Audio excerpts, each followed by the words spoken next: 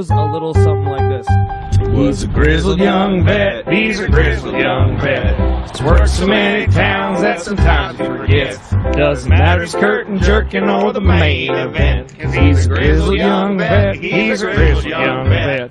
He's worked so many towns that sometimes he forgets. Doesn't matter if he's curtain jerking or the main event. Cause he's a grizzled young vet, he's a grizzled young vet.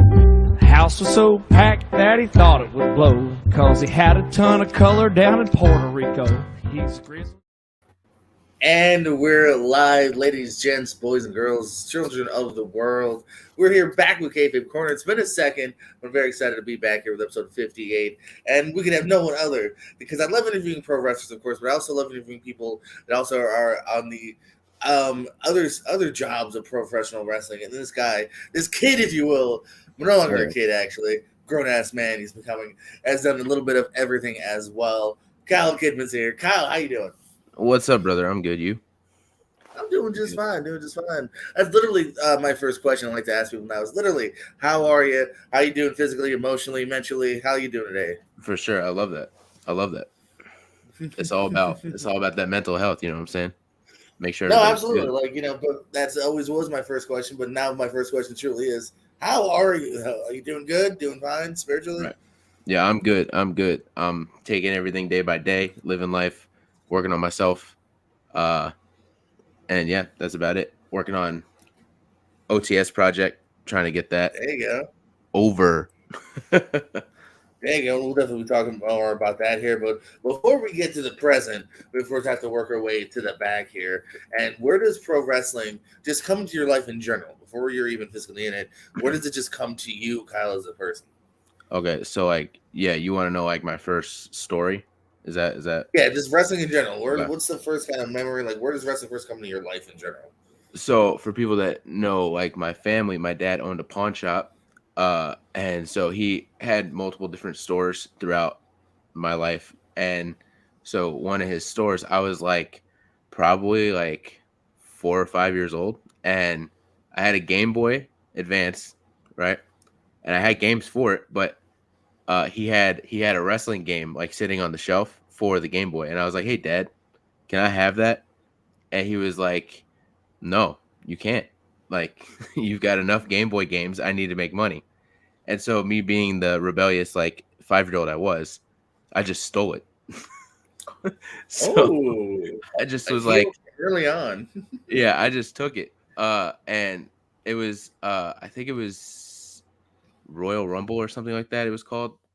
Okay. And so I took that home and I was playing it, and obviously the graphics were horrible. It's 8-bit basically. Game Boy ones are rough. So so I don't know what these guys actually looked like. But I just saw The Rock in that game, and I think at that point The Rock had become an actor, so I kind of already had known of The Rock a little bit. And then I saw him in this wrestling game, and I kind of connected 2 and 2. And yeah, that was basically it. That game, for some reason, as probably horrible as it was, just caused me to want to know more about wrestling. So then I looked up The Rock's wrestling career, and then I started paying more attention. And then I found out who Rey Mysterio was. And then once I found out who Rey Mysterio was, that was it. I was hooked. And so yeah, that's my first wrestling story, was stealing a Game Boy game from my dad. You might have already answered the next question. Growing up, who's your number one, dude that you admired? Is it Ray? Is it Rock? So as a kid, I'd say the first wrestler was obviously Rock, but as a kid, my favorite wrestler was Rey Mysterio for sure. Probably most kids, it was probably also Rey Mysterio, just because the mask, the bright colors, the flashy moves. He's I don't think anyone dislikes Rey Mysterio, really. Unless it's that one particular Rumble where we wanted Daniel Bryan. It's the only time poor Ray ever got booed. That's true. Or if your name is Dominic Mysterio, then apparently you also hate your dad. So. True. I think they'll reunite one day. That's how I envision Ray going out. But yes, that's my fantasy booking. So I think you got a very unique story here. Let's now get into you actually entering the world of wrestling. For how old are you? Let's just tell the whole story. I got to hear the whole story. When I got into wrestling, how old was I? Yes. What's the initial step? Start from the beginning. How do you enter the world? With your dad and whatnot, and how does it work? How did it work? So I basically, yeah, I was like 14 years old. Uh, I I was never good in school. I hated school. I never wanted to be there, and so I would just not do anything. And obviously that's very stressful on my parents and on my teachers and stuff, because my teachers would obviously hit me with the like, Kyle, you have so much potential, but you just decide to sleep in class, or you just decide to not do the homework. And I'm like, yeah, I just want nothing to do with this, which is not a good thing. Kids, if you're listening or watching, don't do that. Pay attention to school. I learned the hard way, actually. um so it kind of got to the point where I was in like eighth grade, and I just was not having it. And I think my dad tried to I think he just tried to find something. I think my dad kind of was like, okay, this kid clearly wants nothing to do with school, and he wants nothing to do with anything but pro wrestling. So I think my dad was trying to really like find a saving grace for me. And so so there was a company, ACW, which ran locally for years, ran when I was a kid. I went to shows when I was like 6 years old, ran by Ralph Mosca. And they used to run the Jewish Community Center here. And this guy Jeff, who was a part of that Jewish Community Center, was friends with my dad. So I think they were looking for an owner because they just couldn't run shows anymore. And my dad was looking for anything for me to actually do something. And that's kind of how the pieces came together. Like they talked, and my dad basically was like, "Yeah, I'll." He wasn't a partner; like he fully bought the company, and which is crazy. But then I came home from school one day, and he was like, "Okay, kid, here's the deal. Like, you don't want anything to do with school. You don't want anything to do with the pawn shop," which was pretty heartbreaking for my dad. But he was like, "Then if this is all you want to do, then I'm going full blown balls to the wall. I just bought a company, so you're like a wrestling promoter now. So get like get your big boy pants on and stuff." Because my dad also was doing it, but my dad didn't want anything to do with it really. Like my dad didn't really care for wrestling, and my dad obviously had his own business. So like my dad didn't like he knew I was a kid, so he didn't just like throw me to the wolves, but in a sense he kind of did. He was like he was running it, but he was like, "This is all you. Like anything that happens here, it lands on your shoulders. Like you're responsible for whatever we're doing here. So it's either going to be a success or it's going to be a fail." And yeah, so that's basically how I got into wrestling. I was just saying, I'm sure I can be alone and like always kind of being a little jealous of you, man. Like you have your own company, that was always pretty cool from the offset. Um, so where does like you said, you kind of thrown to the wolves. Like talk more about that. Like what are like your initial duties, right off the bat?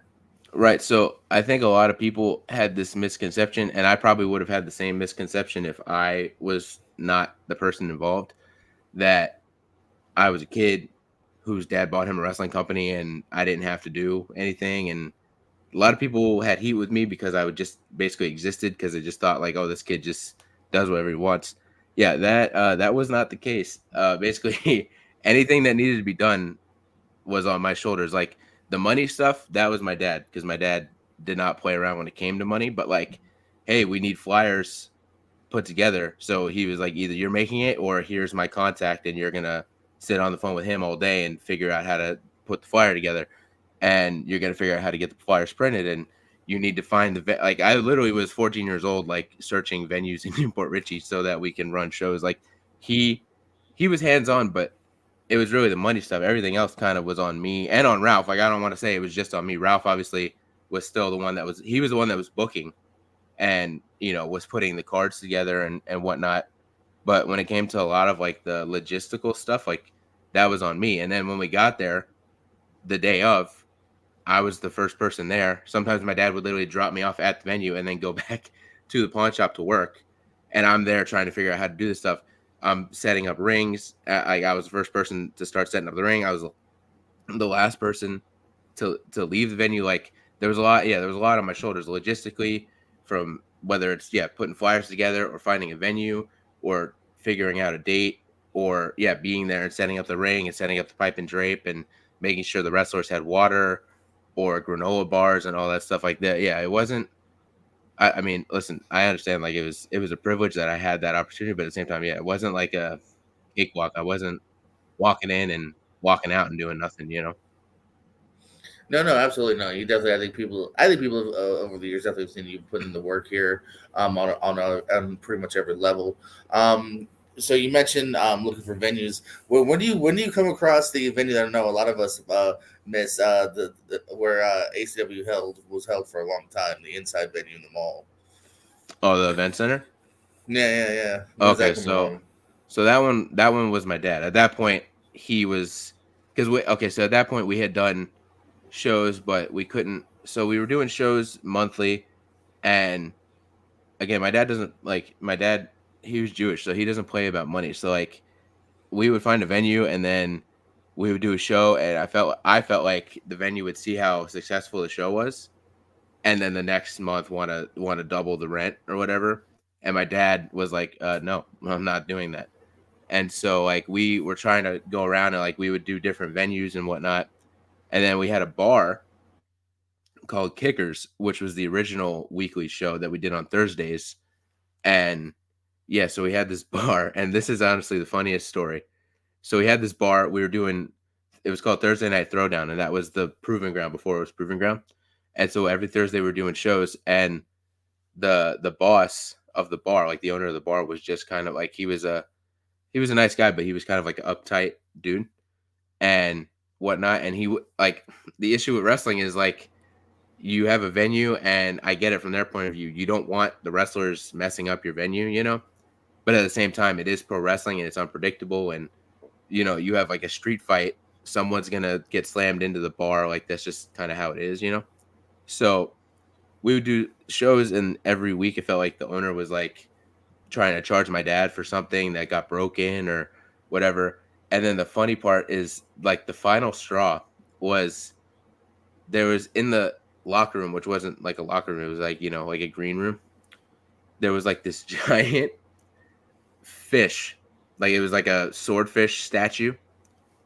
And at this time, so Ralph was still like booking, but I was kind of also booking it with him. And then once we got to the show, Ralph was like, "Yeah, it's all you. I don't want. I'm gonna go sit at the bar the whole night." So then I was really the one that was, running the show. And so I had this idea for the Dreamboats, which was Rex Backus and Ace Andrew, to every week just come out with something random. Like in their entrance, they just always had some random something. And so they would come out with like People magazines or a plant. And so we saw this swordfish, and I think we all collectively agreed, we're like, yeah, the swordfish has to go out with you guys. And it's like a huge swordfish. It's not like some little thing. It was like a life-size statue of a swordfish. So like I'm like, yeah, no, I think we all agree like that has to be what you guys walk out with tonight. And so they literally both had it on their shoulders because it's so big that it's both on their shoulders, and they come walking out with it. And the owner sees this mid-entrance and like runs towards the ring and like yanks this thing out of their hand and like freaks out. And so I'm assuming like whatever this swordfish was like a family heirloom or like some prized possession of his or something like that. So he like straight up yanked it out of their hands, and then that was literally the end of us Oh running man. those shows there. Like he was like that for some reason. The Yeah, giant I think swordfish was the final straw. I can picture that swordfish from pictures. Yeah, I don't think I've ever been in Yeah. that venue, but I know what you're talking about. Yeah. Yeah, Oh that man, the literally was damn like the final swordfish, the straw. craziest things.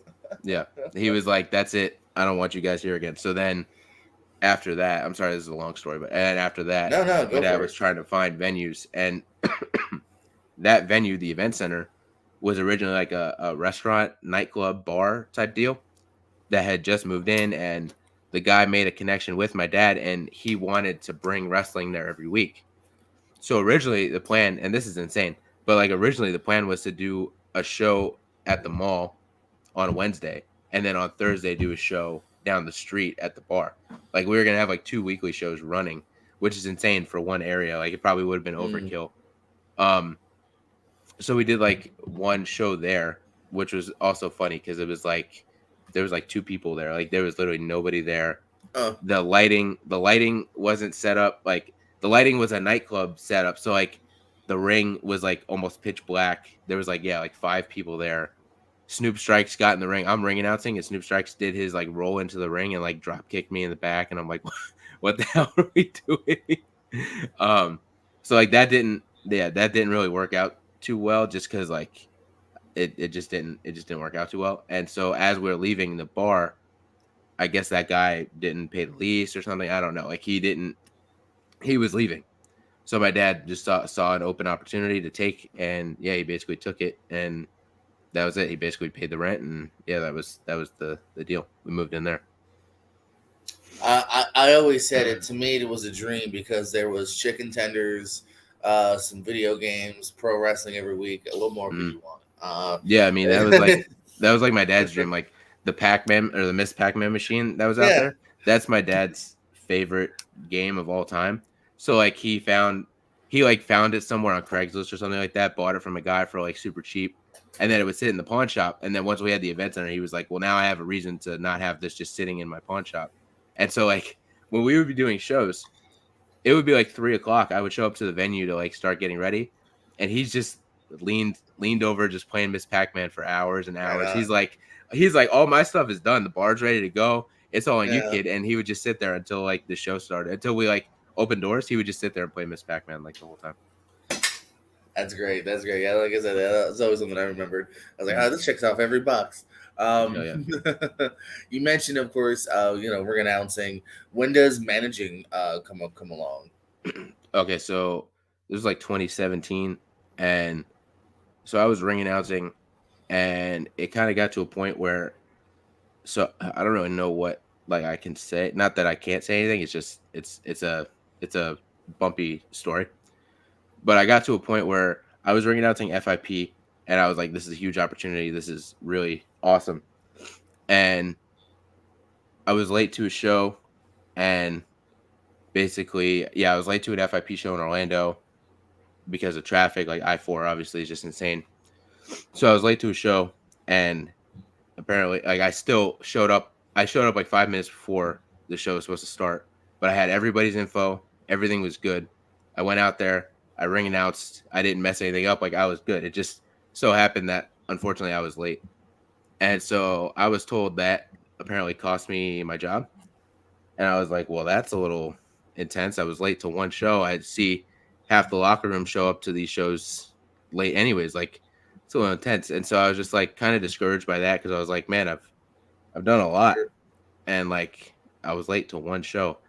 And so I won't explain what the true reasoning was, but I was later told by my father that that wasn't the reasoning, that there was something else that happened with somebody, and basically they had to fire me because this person was involved, and they wanted to start ring announcing, and so that's why I lost my job. So I was like, okay, so that's even more annoying that I wasn't, Yeah, that people weren't honest with me. But I was like, okay, what can I do here? I was like, well, I was kind of tired of ring announcing anyways, but I was like, it's working. It's great so far.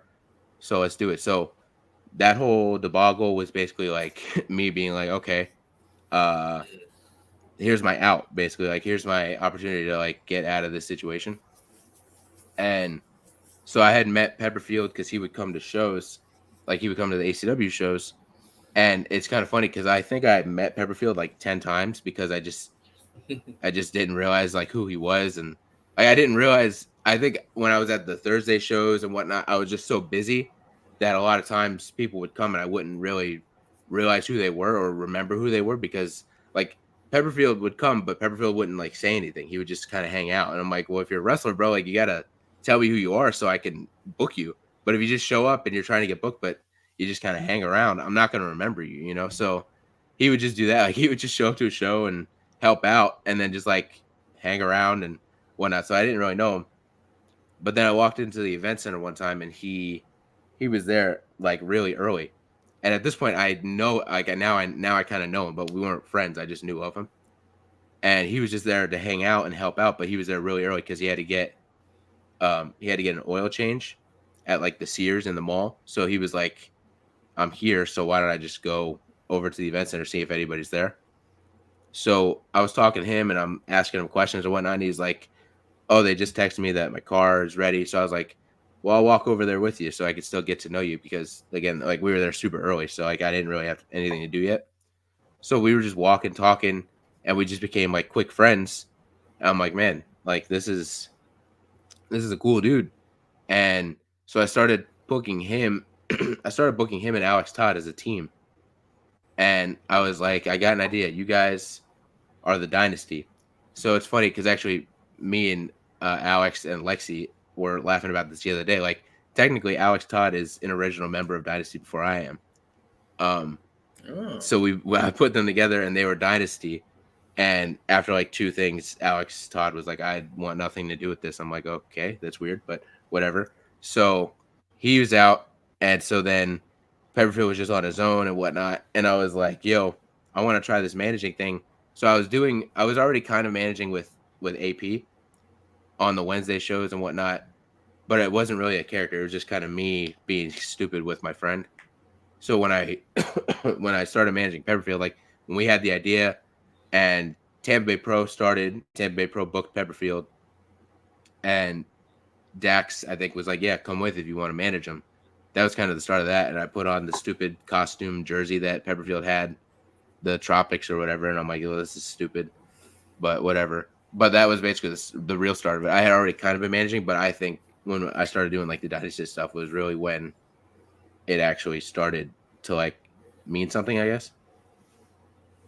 So I am always interested in the origin of names. Was it always well, it was Coach? Was it what was the original first name? Just Coach Kyle Okay, or Coach so Kidman or? it was Coach Kid. So Ralph Mosca, he used to always call me the kid. He'd be like, "Hey, I don't know, go ask the kid," or "Hey, where's the kid?" So he'd always just call me the kid. And so when I started managing, originally I think I was just the kid. Like when I managed AP, I was the kid. So then when I started doing the dynasty stuff, I was like, well, now I'm Coach Kid. Like it's just it wasn't anything Yeah, crazy thought process. I was like, well, simple just makes take sense. out Yeah. take out the and put coach because I'm a coach. So that was kind of that's yeah, that was the story there. And then we transition. When do we transition? Is the next one Kidman, or when do we transition kind of Yeah, out of Coach? so the next one was Kyle Kidman. So at that point, the dynasty was basically done, and it was just me and Catalina. And I was like, well, I don't like she obviously she didn't it's not like a surprise. She wanted nothing to do with like the baseball thing. She's not a baseball fan. She knows nothing about baseball, but she just wanted to be like in the group with us and have people to work with. So she was just kind of along for the ride. So once like AP, unfortunately AP had passed away, Brandon Law was in the group, but then he moved away. Josh Grady started doing the frat pack, so he was kind of out of the group. And then Pepperfield just really like he kind of just stopped coming around. So then I was like, well, it's just her and I, and she wants nothing to do with baseball, and like she wants to invest in her own character, which I had agreed. I'm like, you're not always gonna be with us, so you need your own character. So then that's when the boss chick situation came, and I was still like Coach Kid, and I'm like, well, I can't be Coach Kid. Like I'm not. It doesn't make sense for me to manage you and be your coach if you're like Cardi B, you know. So I was like, I need to change something. So we were just thinking of different stuff, and I was like, well, I'll use Kyle. That's my name. Everyone already knows me as that. And I was like, yeah, I'll just be Kyle Schneider. And then we were thinking, I'm like, I don't know, I kind of want a different name. So we were thinking, and um, basically the thought behind Kidman was Billy Kidman is like one of my favorite wrestlers of all time. And I've never met him. He doesn't know me, but I always used to like joke and be like, Billy Kidman is my wrestling dad. Obviously, I had my dad, but I was like, he's like, if I had a dad that was a wrestler, it'd be Billy Kidman. So I always like, yeah, he's just one of my favorite guys, and I always joked about that. And I think Zach Romero actually came up with the actual idea. I don't know if he knew that I love Billy Kidman, but he just kind of was like, we all kind of were like, Kidman works because it kind of symbolizes me going from a kid to a man in the name. Oh, And so simple.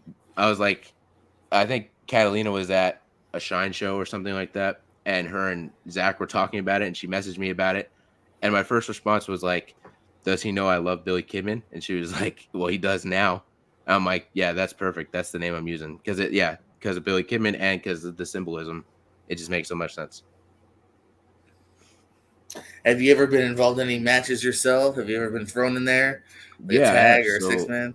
So yeah, a couple times. So at Tampa Bay Pro, we did this angle where originally I was like the way we were doing the angle, I'm like, this almost seems like I'm about to have a match with Jay Lethal, which would have made no sense and wouldn't have happened. But I'm like, we had this storyline going where Jay Lethal kept like we were just being rambunctious, and Jay Lethal kept like messing with us.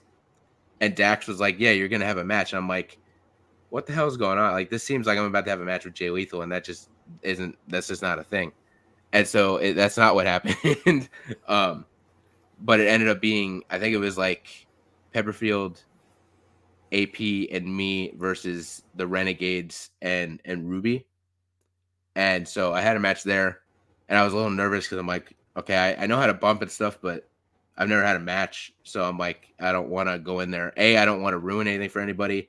And B, I don't want to hurt anyone or get hurt myself, even though I do, I knew how to protect myself on it, but I'm like, it's just so unpredictable with that stuff. And again, I had never done it to that extent. So I was like nervous, but I'll be real. Dax protected me. He took care of me. Like, I didn't really do anything. I was kind of on the outside, and then I got tagged in, and I took like the most big show frying pan chop from Dax, which sucked.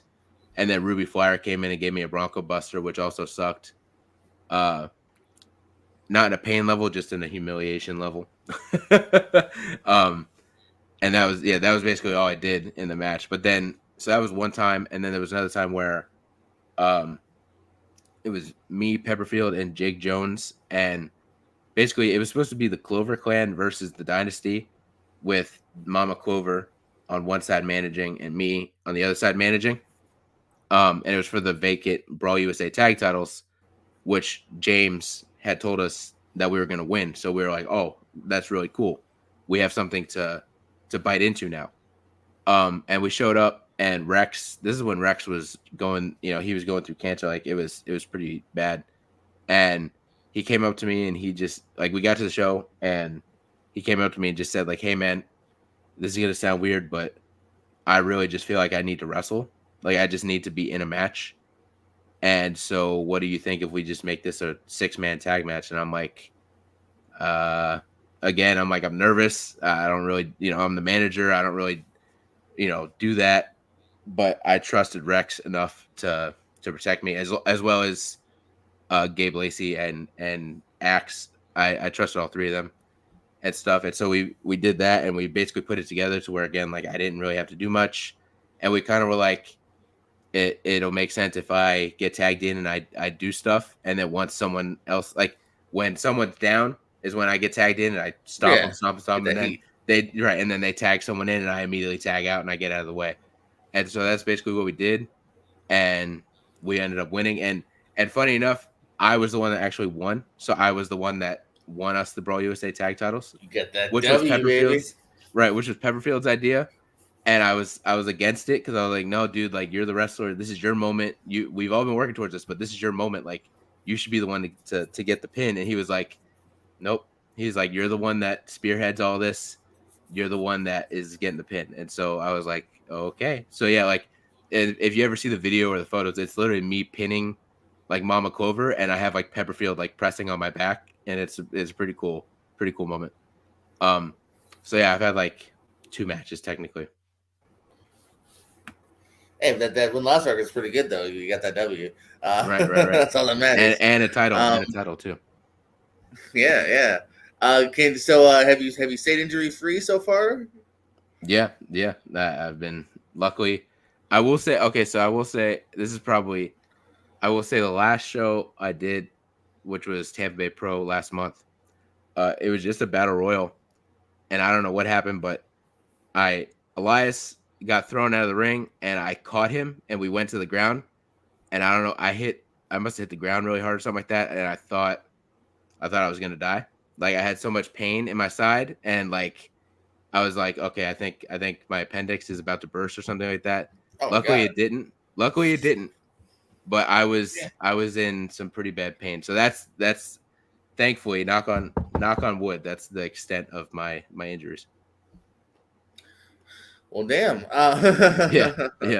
Well, it was kind of jumping now, to Elias and whatnot. As the Godfather once said, just when you thought you were out, they pulled you back in. You took a bit of a sabbatical from wrestling. What brought you back? Okay, so he's the reason that I came back. So yeah, I kind of left, and I feel like a lot of people probably feel like I probably left because of my dad, but I actually left before that. Um, I left in like the beginning of 2020, so I left like right before the pandemic. Um, I was just dealing with a lot of personal stuff, and people could see that. Um, I would be at shows and I would have my headphones in the whole time. I just didn't want anything to do with anybody. I was just dealing with a lot of personal stuff, a lot of stuff in wrestling that was affecting my personal life and whatnot. And so people know the story and whatnot. So I was like, I need to take a break. And at that point, I was like, I'm not done. I just need to just get away from a little bit because I've been. I mean, at that point, I had been going since 2013. Like I had not stopped. So originally, that's when I left, and then yeah, the pandemic happened. So then in reality, like everybody kind of left. And then basically, yeah, then my dad passed away. So that kind of just got me further away from wrestling in a sense. And yeah, and then I went in to the hospital, so I almost died. Like it was just so much stuff that happened that caused me to stay away. And I always wanted to like come back, but I was like, it's not the timing, or there's something else going on and whatnot. And so I always told Elias. So I know Elias, and he kind of hates when I say this, but he is Catalina's cousin. So I kind of met him through her, in a sense. Okay. And we kind of it was like another Pepperfield situation. Like we just started talking on Instagram, and we just hit it off. Like we just became instant best friends. And that was in 2019. So like from there, and he, at the time, I think he was 16 at the time, and he was like, yeah, I want to start training. But I don't know where to start, and trying to figure all that out and stuff. And so while he was trying to figure out how to train and stuff, again, I was going through personal stuff. So like he, between just that personal stuff then, and then my dad and everything, like this guy has been like my rock. Like he's been there for everything. He's never judged me for anything. If it's 3 a.m. and I'm dealing with something, I can call him and he'll be asleep, but he'll wake right up and sit on the phone with me as long as I need, and vice versa. Like we've just had each other's backs, and like we kind of just made like this pact that it's like, it's no matter what happens, no matter who comes around or whatever, it's you and me till the end. Like it's brothers till the end type of thing. So I always told him, like, I'm at the point now where the only time I would ever come back to wrestling is for you. If you asked me to do it, I would do it. Other than that, I can't do it. And so he was like, so he lived originally in North Carolina. So he started training at Firestar Pro Wrestling. He started having matches, but I couldn't come back because it was all the way. I wasn't going to go all the way to North Carolina without, I didn't know if I would be booked and whatnot. And so I was like, man, yeah, like if you ever come to Florida, we'll do something. And he always planned to move to Florida. But again, he was like 17, 18 at the time, trying to figure out all that. So when my dad passed away and we did that show for him, which is the official tribute show to Heath Schneider, might have had, he instantly was like, I'm going to come down. So I was like, okay, well, you're booked then. Like if you're coming down, you're booked. So that's when he teamed Pepperfield, and I got to manage him, and his cousin got to manage him because she was with us and whatnot. And I think him and I just both were like, that was so much fun. Like, it was just so much fun being out there with each other and whatnot. So he moved to Florida last year, like at the end of last year. And that was basically it. Yeah, at the end he moved to Florida, and I'm like, now's our chance to actually do something. Like we can actually get booked together. And then we did the Hope for the Holidays show, which I'm so grateful that Logan found a spot for us like last minute. And I'm sorry to anybody else that didn't get on the show or whatever. I'm just so grateful that Logan was so welcoming to me and Elias, and just was so open to having us there at the last second. And yeah, that was when we did the show for my dad originally, and we were like, that was a lot of fun.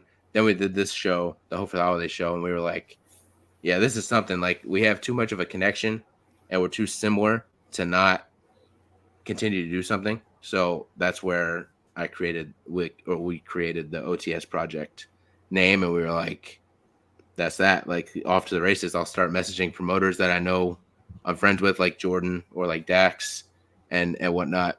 And so yeah, but long story short, yeah, he's the reason that I came back to wrestling. That's very nice. That's very nice. I like that a lot, man. Well, talk to me about it. Talk to me. What is the OTS project? So basically, I wanted to do something different, and it's kind of hard to sometimes get those points across, Mm-hmm. um, with like videos or whatever. But basically, like I was like, man, what can we do that's different? What can we do that no one else is doing?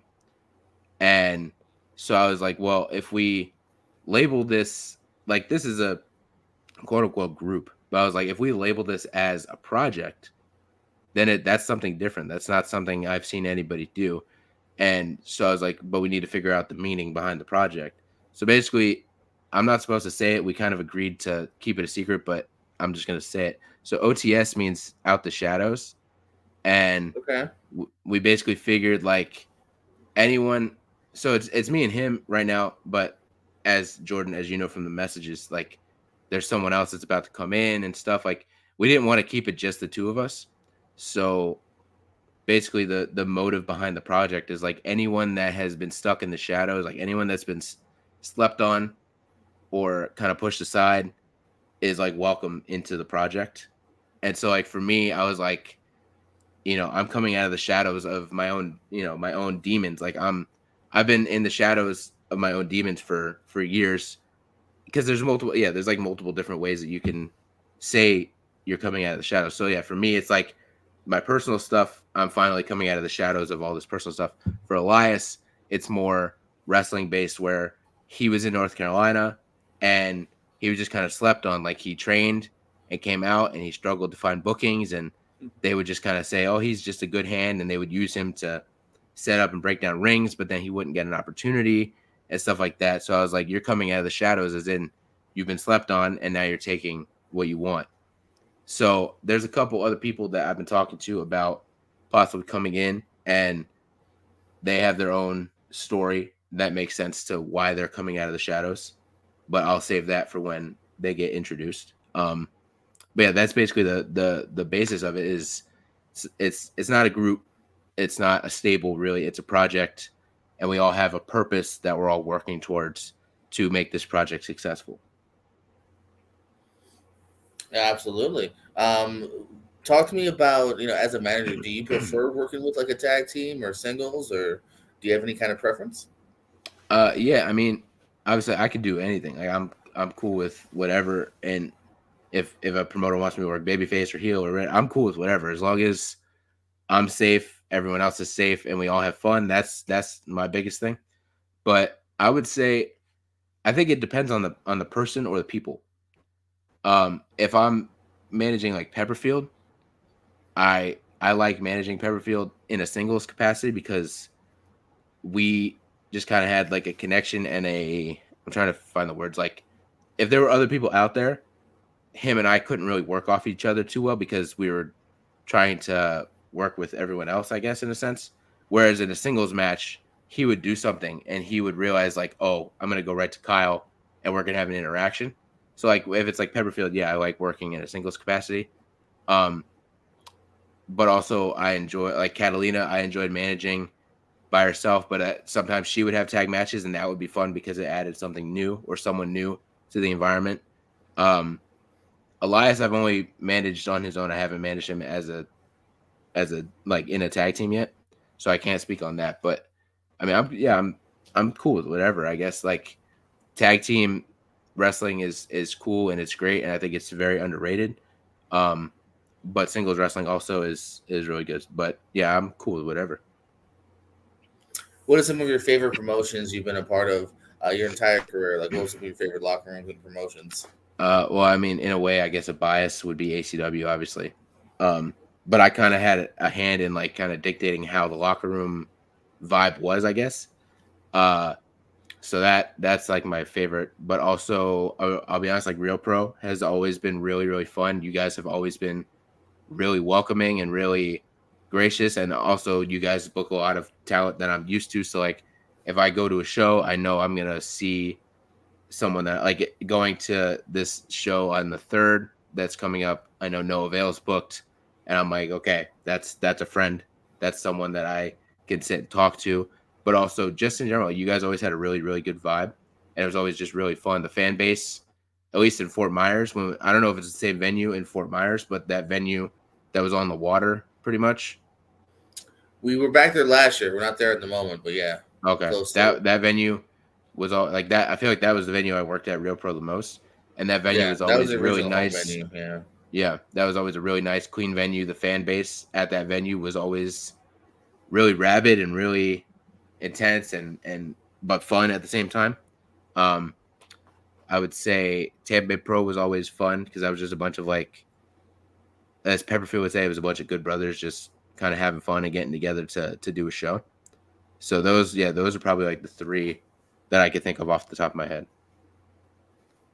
Do you have any matches that come to mind that you were a part of, both managing and whatnot, that you were like, oh, this is a good match?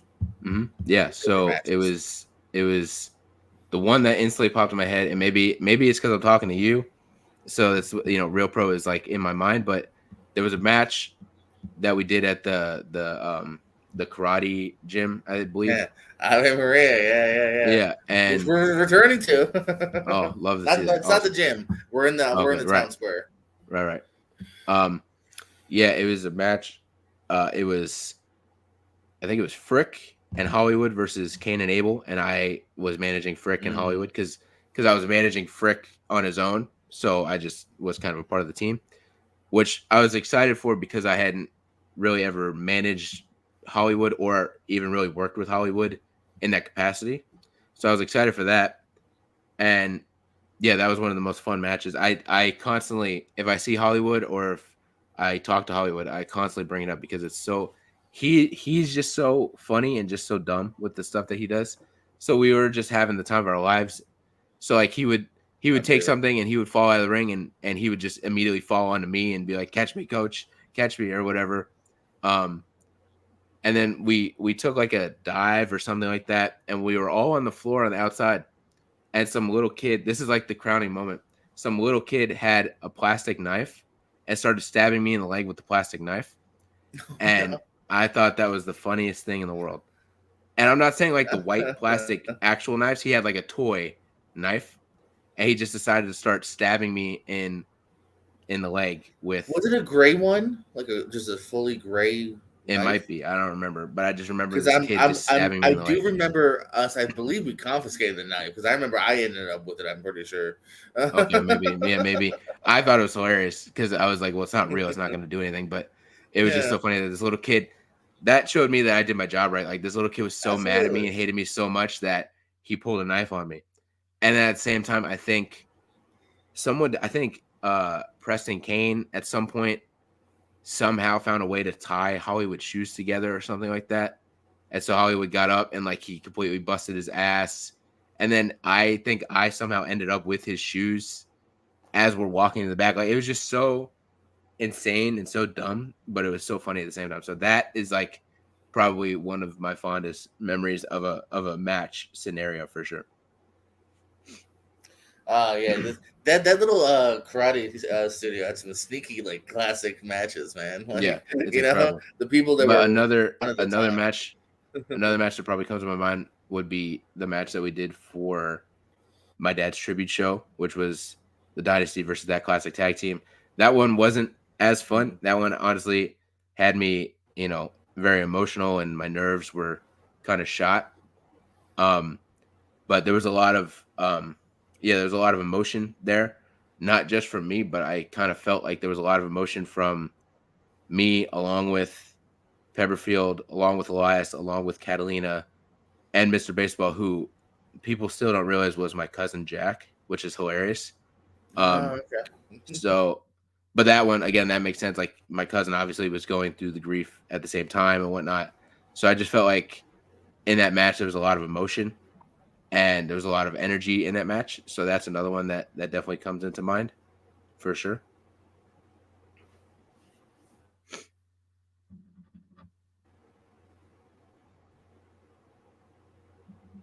Oh, you froze on me.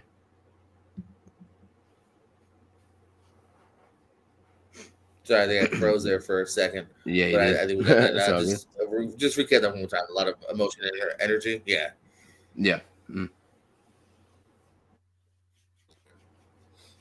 A very important question I have for you. Wait, let me make sure I'm not frozen. Okay, I don't think I am anymore.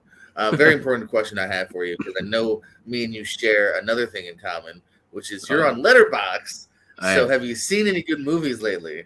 Yeah, so you probably didn't see it because I posted them like right before I came on here, so you were probably in the middle of setting up. Ooh, So last night I watched Bottoms, and I watched okay. Teenage Mutant Ninja Turtles: Mutant Mayhem. Mm, Both great films. I enjoyed both of them very much. I a lot think of fun. Io Edebiri, I think is how you Mhm. say her name. I think she is like the next. I mean, I think everybody kind of understands that at this point. Like she's the next big thing. So I haven't finished. I think I've seen season 1 of The Bear, and I still have to watch the rest of it. But I was like, yo, She's this girl. also a really good Saturday Night Live host too. She did pretty good a few Yes, weeks ago. yes, yes. I thought honestly, I thought they should have done more with her. I thought they kind of underutilized her on SNL. Mm. Um, but yeah, like in The Bear, I was like, this girl's great. And then I watched.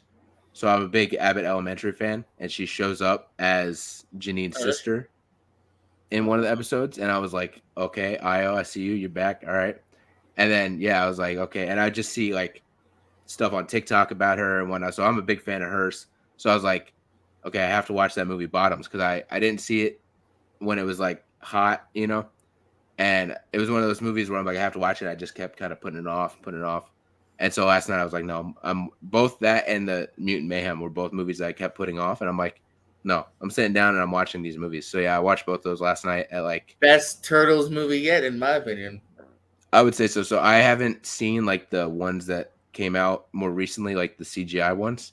I've only seen like the I don't original. hate them, but they're not like I wouldn't go out of your way. But if you're bored, yeah, Right. So after I watched that, it made me want to watch those. So I probably yeah. will watch I them at some think point. there is some fun in them. I think Right. the worst part might just be I just don't like how they look.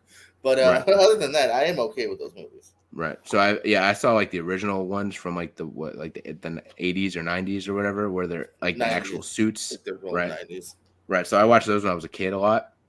But Yeah. even then, I was a kid, so I don't really remember too much. So I probably need to rewatch those too. But yeah, both Bottoms and Mutant Mayhem were great movies. Give me a third. I want a third good movie recommendation. So they put Dune back into theaters. So I went and saw that because I missed it in theaters the first time, Okay, and I part watched one. it on Okay. right. Yeah. I watched it on HBO Max, and I was like watching it, and I'm like, man, I messed up. I should have saw this in theaters. Like this is meant to be. This is like I'm like this is like on the level of like a Christopher Nolan film. Like it's meant to be seen on the biggest screen with like the crazy stereo. You know what I'm saying? It needs to be the biggest it could be. So yeah, I missed the theaters, watched it on HBO Max, and then when I saw it. So I have the Regal movie pass. I don't have the AMC one. But Because I highly there's a recommend Regal. both. If you're There's near like a Regal or Regal. AMC, they're both worth it. Yeah. Yeah, they're both worth it for sure. I did have the AMC one at that point, but at one point, but the closest one to me is like 30 minutes away, so I just never used Yeah. it. I don't Whereas think, I there's don't a think you need Regal. both. I'm just saying, yeah, Right, one or right. the other for sure is worth it. Right. The Regal, I have a Regal like 10 minutes from my house. So, Nice. you know what I'm saying? And so I was like, okay, now I can see it in theater. So that's another good movie. Very slow, obviously. I thought that both times. Like it's very slow. There's not too much happening, but the good parts in it are fantastic. I know. I loved it. It's in my top 10 of that year. I'm Mm, pretty sure. I really like it. yeah. I'm very much looking forward to part two. And yeah, I agree. I Yeah. think part of the experience, like Mad Max Fury Road's another good one. Like if Mm, you can see it in a theater, yeah, it is slightly right. preferential to the enjoyment of it here. Yeah. Where do you Another see? movie. Hold on. Oh Another yeah, movie go. that I did see. I don't want to cut you off, but another movie I did see. No, no, please. Wouldn't wouldn't say it's great. But I did see it is Madam Web. I saw that Okay, a couple days let ago. me give me a brief review because I have not seen it. I have not heard great things for the most part. Right. So I So, what going was into your it opinion?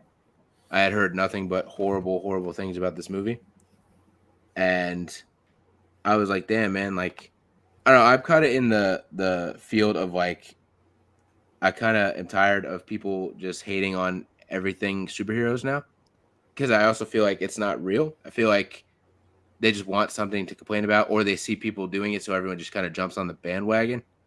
Because I'm like, okay, so I'm gonna go on a tangent, but like in the sense Go that for people it. say like the MCU is dead. I'm like, man, okay, you say the MCU is dead, um, because you didn't like Quantumania or something like that, but you're just totally glossing over anything good that we've gotten since Endgame. No Way Home was great. Mhm. Wakanda Forever was incredible. Guardians Pretty 3 is probably my second favorite really good. MCU movie. Everyone loved WandaVision. Everyone loved both seasons of Loki.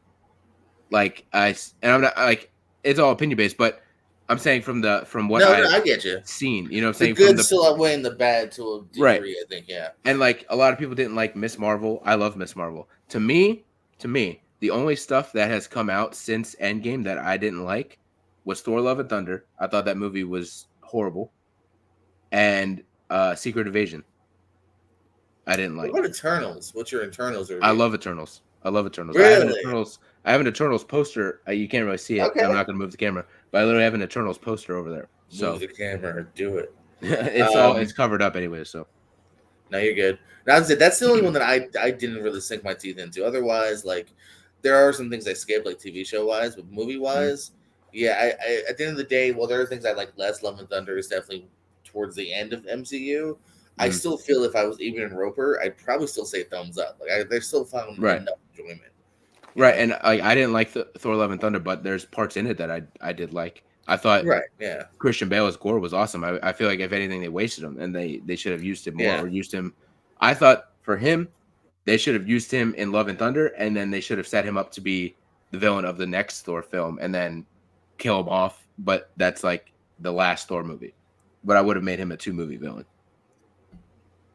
Maybe so something, yeah, because I do feel, yeah, his presence was slightly underwhelming in what they ended up doing with him. I think they Right. also the constant joke a lot of people use is for the God Butcher. We didn't really see him butcher that many gods. Right. It's kind of done Which off they screen. filmed, which apparently they filmed and then cut from the movie, and I'm like, well, that's kind of stupid. That's a weird choice. Yeah, that was a big There was a lot of people apparently here. they filmed him killing Jeff Goldblum, the Grand Oh, Master or really? whatever. They filmed him killing him, and they filmed him killing another. Oh, I think like the Collector or something like that. Who isn't Oh, really that's a interesting. god, but like it was an important character, but they like cut it from the movie. I could maybe see cutting the Goldblum one just so they can keep that character alive. Right. Maybe I could kind of get that, but like there's Mm, also like there was like the big creature that like we never saw that fight, and something like right. that. Yeah. Um, where do you see yourself in 5 years, my friend? Hopefully, uh, in a way, like I don't want to be the cliche person to be like, hopefully I'm main event of WrestleMania, but I just would like to have this project be successful, and I would hope within 5 years that whoever's in the project, along with Elias and myself, are getting booked out of Florida at least. Like I would like to be on some pretty significant shows on the Indies within 5 years. That would be my goal, I would say. Oh, it's a good goal. Let's do some role play here. It's Okay. where the show just ended. I'm a little kid. I come up to you. I go, hey, Mr. Kidman. I really enjoyed your performance. I want to be a manager just like you.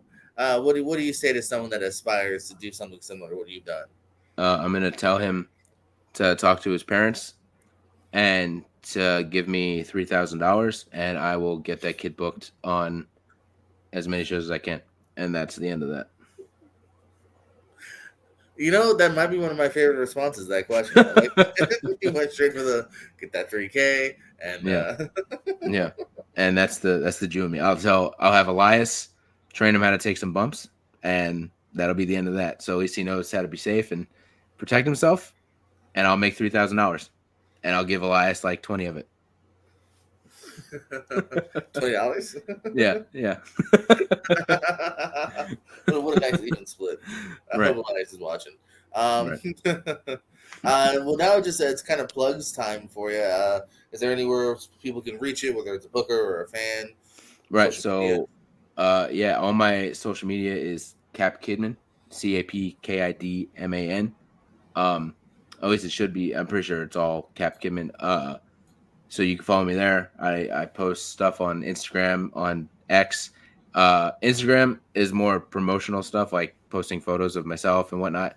X is where you go if you want to see me complain about the people that complain about the MCU, or similar situations. Um, I'm trying to think. My email for like wrestling stuff is capkidman@gmail.com. So same thing. So if there's any promoters that want to, bring us to a show, I'd be grateful. And yeah, you can use that email, or you could just message me on Facebook. It's just Kyle Schneider, or the OTS Project Facebook page. That's basically it. I have a YouTube channel. It's just Kyle Schneider. I don't really post on it. If anything, I just post like our promos on it and stuff like that. The same with there's an OTS Project YouTube page. Same thing. It's just promos and matches and whatnot. But that's basically all my plugs. Yeah. Hold on. I got another question for everyone to say. We can Okay. get mad at you here in a minute. Any shows we can catch you at coming soon? Yeah, I was actually just about to say that. So this Saturday, I don't know when this goes up, but this Saturday we have the Establishment in Lake Mary, Florida. And then March 3rd, we're at Real Pro in Ave Maria, right at the South Florida Convention, I believe. March 3rd is the Comic-Con at Fort Myers. Oh, Fort Myers, yes. Okay. So yes, the March Comic Con at Fort Myers, 16th, March Ave 3rd. Maria Town Square. Yes, gotcha.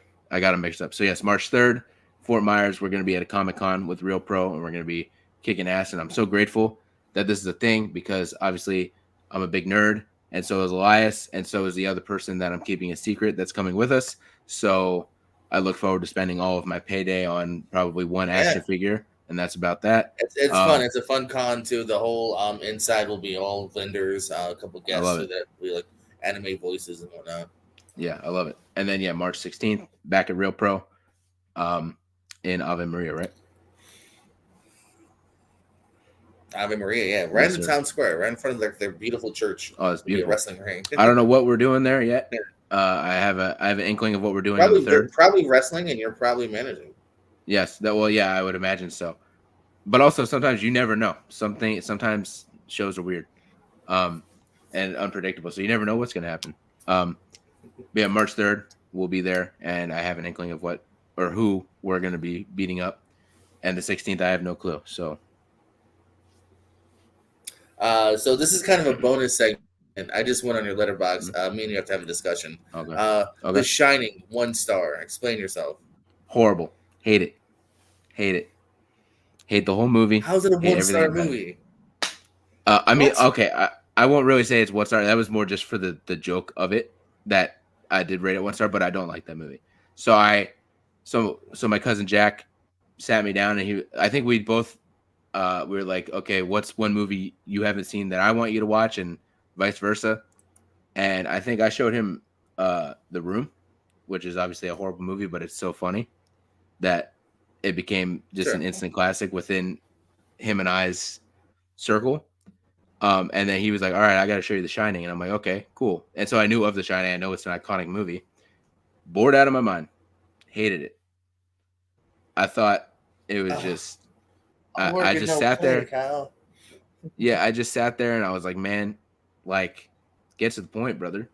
And then I was like, maybe, I don't know if maybe I blacked out or something, but like, I don't know if I missed something, but I was like, he saw like 2 hallucinations and he's gone off the rails. I'm like, this is a little intense that he's just trying to kill his whole family because he saw some crazy old naked lady. And it's not based in reality. Obviously, he's seen ghosts, so obviously some weird's happening here. Right. So instead of freaking out and trying to kill my family, I would tell my family we're getting the hell out of here and get in the car and leave. I think the house overtook him. I don't think it's necessarily like reality based of like, yeah, exactly. You just get the fuck out. But yeah, I don't know. It just I just thought it was slow, and I just thought it was just boring. I don't know. Second, I've got a lot of like movie hot takes. I know. I could probably keep going. Yeah, you could. Let's bump it up 4.5. Come on, just 4. Let's do 4.5. Yeah, I gotta rewatch it. I had to like pause it halfway through, and I think it threw me off. So I think I need to go back and rewatch it. Clean sweep. Right. Yeah. Right. But it was finally Spectacular Now, just 2.5. That movie's so good. spectacular now. I'm trying to even remember what the hell that movie Miles is. Teller, alcohol. Is that? Lynn Woodley. Oh yeah, there's another one. I was like, "What are you guys You doing?" watched Like, it like 2 weeks ago. It wasn't that yeah, long no, ago. yeah, and that's how forgettable it was. It went right out of my No. head. Yeah, I mean, No, it's a good movie. it wasn't like horrible, but I just was like, it's a movie. I think my star rankings too are different than what most probably are. So like if I put it at a 3 stars, that means it's like okay. So if it's like 2.5 stars, I'm like it was okay, but it wasn't like that great. What is Zen Grogu and Dust Bunnies? That was like a short that was on Disney Plus, and I just needed to keep kind Oh, of okay. bulking. Oh, Grogu. Duh. Right. Okay, sorry. Is this the I just 12 needed to titles? bulk up. I just needed to bulk up the letterbox a little bit, so I just threw it in there. Sure. This is a bonus segment, and I just had to talk to you about that real quick. Oh, you're good. Any parting words before we jet off here? Go stream The Batman on HBO Max and Netflix. That's a great movie. I love that movie. Okay. Also Paramore for WrestleMania. That's a thing Bailey's trying to get over, so she could have Paramore do a live entrance. And so I'm like, I've been putting it on Twitter because she was putting it on Twitter, but now that I have a place to publicly say it, Paramore for WrestleMania. Yes. I really wanted Blink-182 for Billy Starks for Ring of Honor. I know she wanted that, but so let's get Paramore for Mania. I'll also say I'm excited for the Fantastic Four, and that's about it. I love those parting words. Ladies and gentlemen, that was Kyle Kidman. Follow him on his future endeavors. I'm all on his social media. So like and subscribe here. We'll be back with more here in the future at Kayfabe Corner. Thanks for watching. And don't forget, we love you more than you'll ever know.